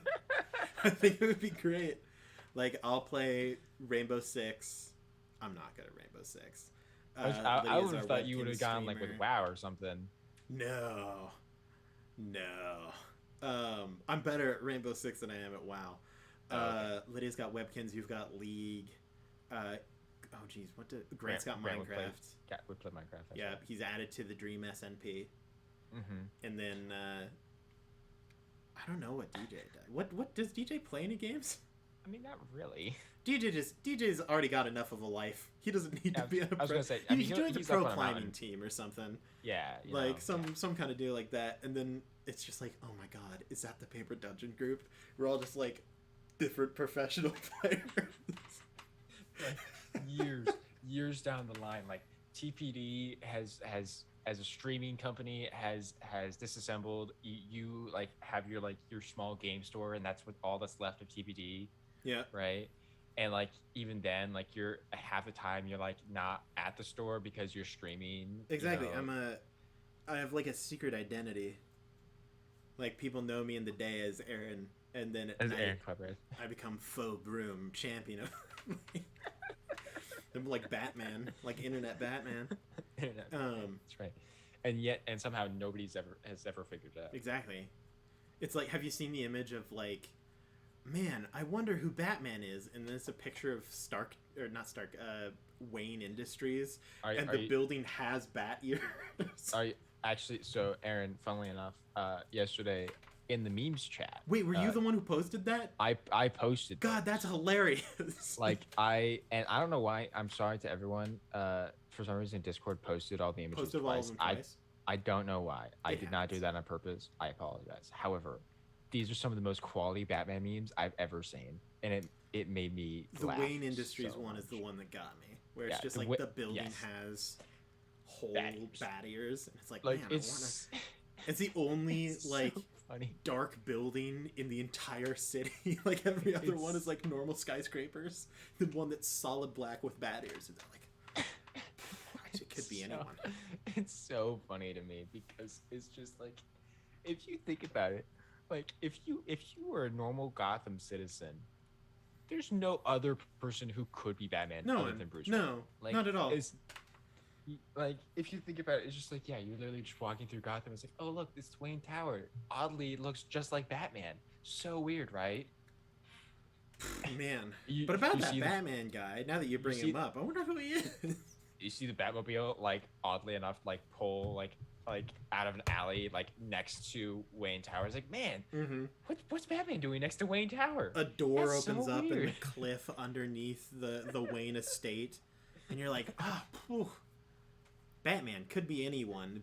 Batmobile drives out. He's like, oh man, cool car. When did Wayne get a copy of the Batmobile?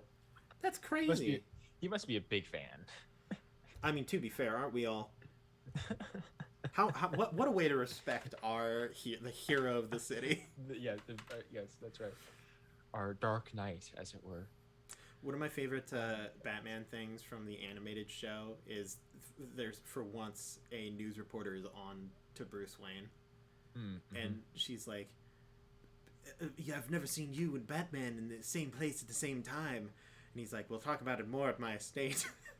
And then she like goes to his estate. It's dark, raining. There's lightning, and then the like lightning flashes, and there's Batman on the roof. And she's like, "Oh my God, it's Batman!" And Bruce Wayne is right next to her, and he's like, "Holy cow, Batman! What?" And she's like, "Well, that clearly disproves me. I guess I'll go." And it's just Alfred in the bat suit, but it's on backwards because he didn't have enough time to put it on the right way.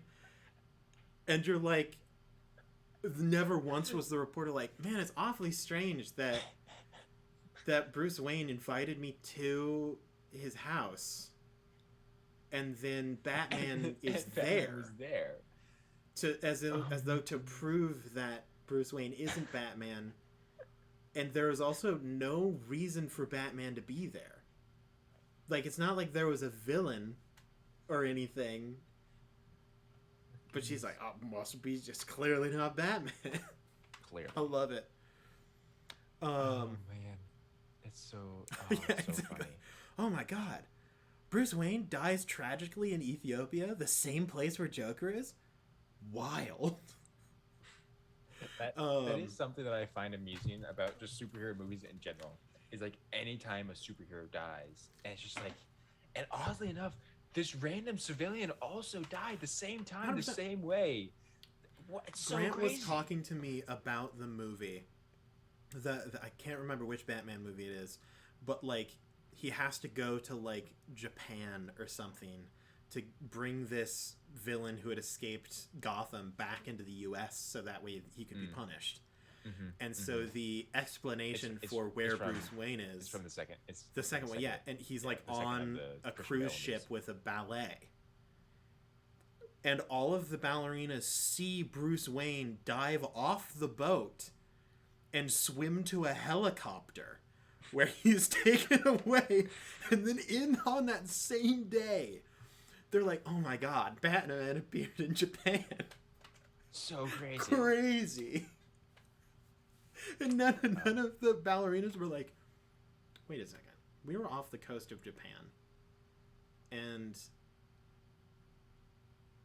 Bruce Wayne jumped off and then a helicopter picked him up. And he never came back. But somehow, he's back in the U.S. And is Bruce Wayne Batman? No one came to that conclusion? No. God. You think they're thinking about that that hard? No, it's crazy. Batman isn't that strange of a thing. It's not like some dark vigilante that like runs around the city dressed as a bat beating up criminals who are both a clown, a scarecrow, a man on roids. I mean, as my last picture in the memes chat points out, it literally nobody Batman enemies: a penguin, a clown, a frozen man, a plant, a scarecrow, and 2 question marks. Yes. Halcyon with another excellent thing. Man, that Robin has been a kid for a super long time. It's super weird that Bruce Wayne just keeps adopting these dark-haired children. Like, it's crazy. Oh, didn't one of the hey, there's this new superhero around town that's like, I don't know, like this basically Robin, but like older, darker. Isn't one of Bruce Wayne's adopted children around that same age? It's crazy. Like, totally weird, right? So bizarre. Yeah, Batman is such a weird comic. And concept in general. And yet so amazing. It is, it's great. Although that's really just superheroes in general. Superheroes are weird. I'm a big fan of superheroes that are basically just John Constantine. I love John Constantine. Yes, John Constantine. See, here's the thing. John Constantine is what a warlock should be in D&D. Absolutely. This total like literally talking to a demon and will out chalk a demon. You know. Absolutely. That's the only time that I would understand how John Constantine would be a charisma based spellcaster. Mm-hmm. Where he's just like, I'm just so good at talking that I have tricked multiple entities into giving me otherworldly power. Mm-hmm. And yet that's not the main source of his power, but he just adds additional power from that. It's just a thing that happens. But like, I love John Constantine makes sense to me because in terms of superheroes, he doesn't have like a disguise. No. He's just literally his superhero name is his actual name. Yeah, it's John Constantine. And he just walks around.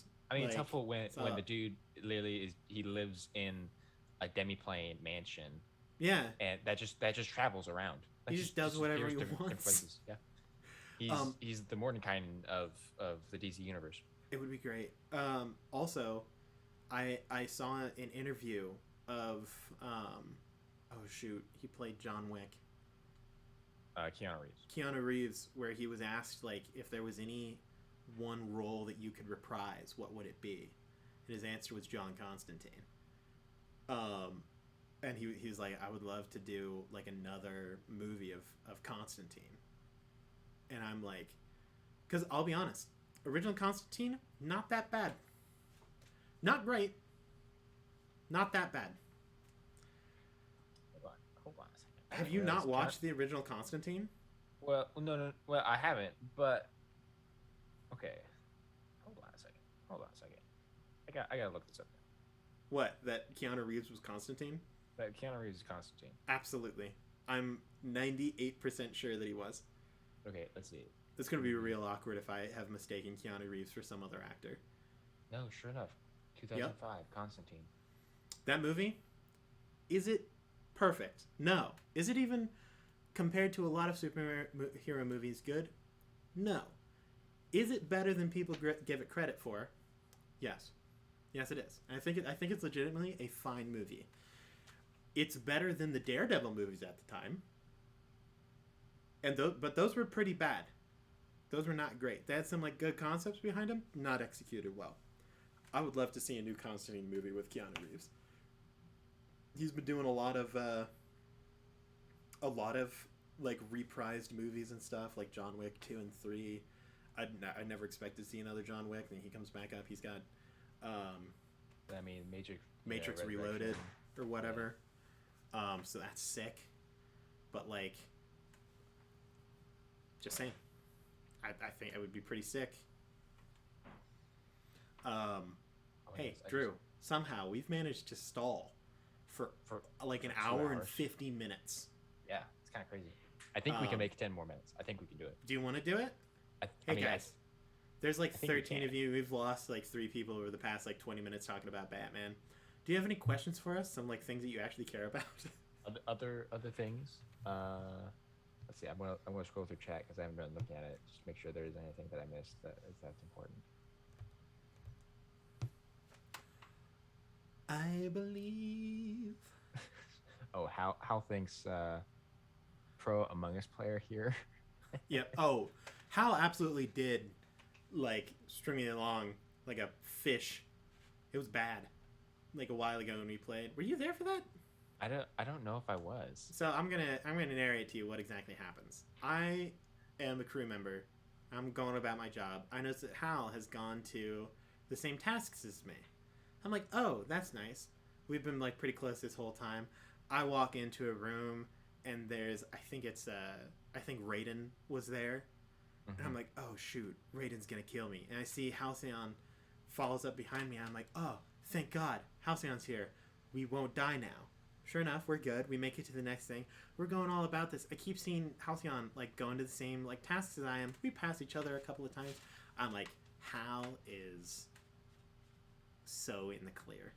So 100%. Immensely in the clear. Betrayal. Immense betrayal. Apparently, they were following me the whole time because they were trying to kill me. Not because they were going to the same tasks. We just were moving at the same rate. So they could never get close enough to actually stab me in the back. How dare they? I'm still hurt. I understand your pain, actually, Aaron, because this was it was like over a year ago now.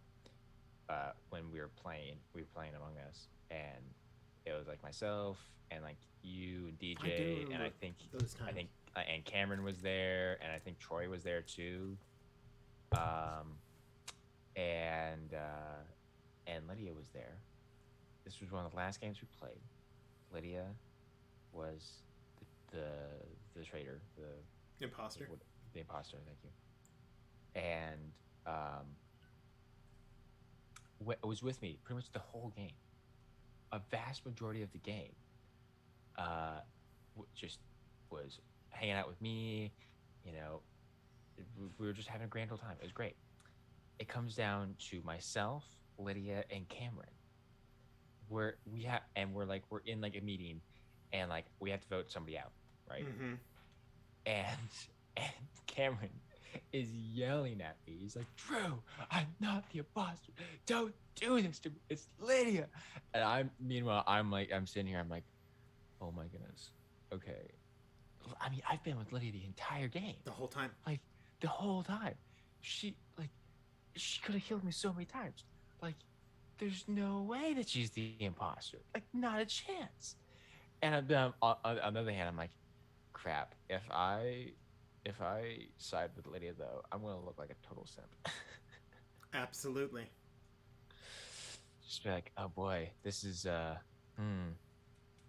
dilemma. And of course, I voted Cam off. As and of you course, should. Lydia, and of course, Lydia was the imposter, so therefore I lost. I'm just like, man, I'm both proud and disappointed. That happens every time. I was very proud of Lydia. You see, the problem is Lydia just looks too innocent all the time. Yeah, that's right. You're like, oh, it couldn't be. Lydia wouldn't be that evil, right? She wouldn't just stab me in the back repeatedly. See, now I've learned though. Now I never trust. Like, I don't trust the thing that comes out of Lydia's mouth when it comes to Among Us, because she's been the imposter so many times and betrayed me so many times. Well, you see, Drew. So that's you to me. Except badly. I shouldn't trust you. I should never trust you, and yet I can't stop myself. I look at you and I'm like, this seems like a trustworthy. Yeah, feels like we've got the same wavelength on things every time. It's every single time. And then I just don't. I just go with it either way. I'm like, yeah, Drew's probably telling the truth, but he's probably lying. But I'm gonna go with it anyway, and then die every time. Never. I should never trust you. It's in a Town of Salem game. We might be able to change some things up here, but nah, I'm not good at Among Us. See, it's although not a skill Aaron, I do give you some of the credit because I feel like you have taught me how to play games like Among Us, via like One Night Ultimate Werewolf, for instance. You were very good at One Night. Like except you're still the bane of my existence in that game. Like you're my one weakness. But you are scary good at that. Like there have been so many times we've played, and like literally instantly you figure out what's going on, and you're like, and that makes Drew the werewolf, and I'm just like, crap, he's like 100%. See, like, correct. that's my trouble with Among Us is that I have no idea how to One Night and Town of Salem. I know what the roles could possibly be, so I can math out the possibilities of you can statistics your way to victory. Yeah, I can use math and like, okay, if this, like, what are the different possibilities of movement of like roles and things that have been done. Among Us is just sometimes you just literally have no evidence. Like because there is no like special ability. It isn't like, I feel like I'd be better at modded Among Us where they add in more roles than I would be at base Among Us. Because it's just like, that's fair. That person killed a person. Okay, what proof do you have of that? Oh, there is none. I just saw them do it. Hello, Raiden. Welcome to having the internet again. By the way, we're probably going to leave pretty quick here. I should say, Aaron, we do have about 3 minutes left, so it should be about that time for all of our obligatory end of stream plugs. Thanks for reminding me, Drew. Excellent segue. We have socials. We're glad to see you, Raiden. We have TikTok, Instagram, Twitter. Those have not, and also I will state, we haven't been posting on those super often. We will get back into that as soon as we can.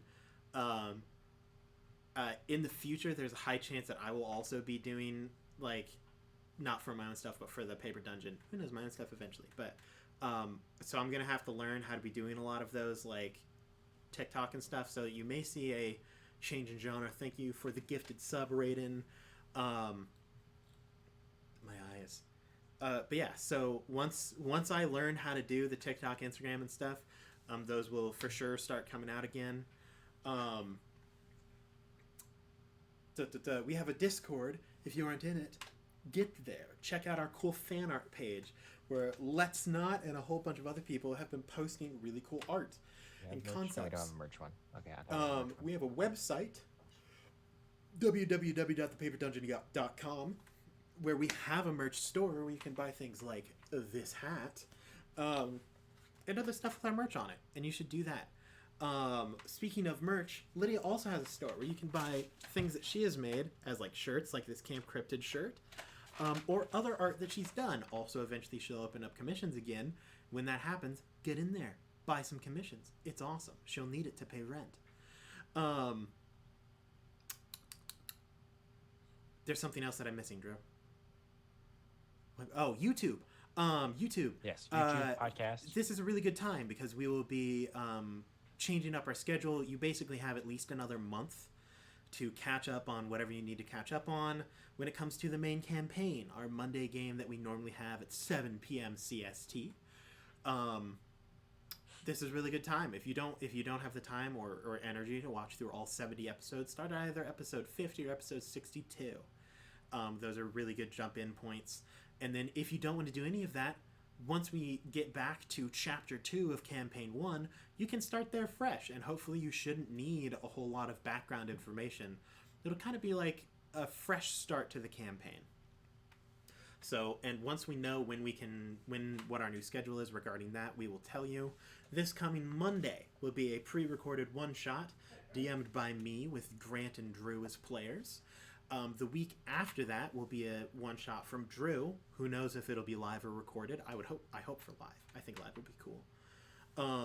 And then the week after that will either be from me or Grant, and then the week after that one will be something else. Who knows what we'll do then? We'll figure it out. We'll keep you updated as long as we know. We will be back next Thursday with Table Scraps. Depending on our situations, I might be in a new place. Because Lydia is coming down to be... Oh, wait, no. We won't be able to move into a house at least until, like, August, I think. So I will still be in this place. But eventually, I'll be in a new place.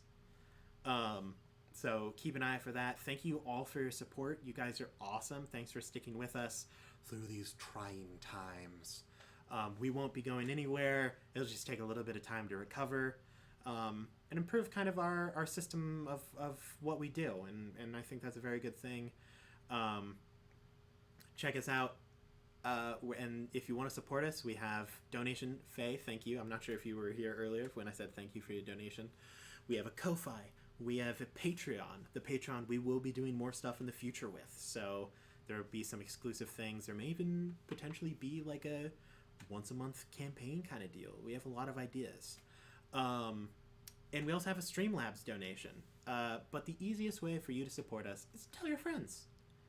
Be like, hey, these nerds are getting things together, and they make a pretty dang cool game. And they're fun to watch. And then that's free. That's easy to do.